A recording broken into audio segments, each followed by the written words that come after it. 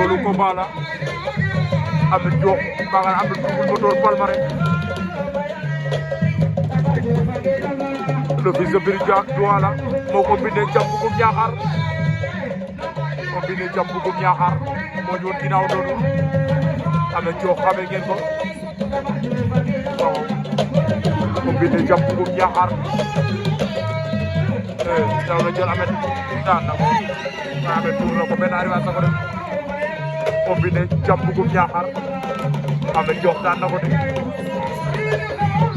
ko di Double Moteur Mala ko Moteur glacé ak sirbola Mbine Diam Bougoum Niakhar waaw Ameth Diop daan na la ko de yal Palmarin o yal Douala no fils de Biri Douala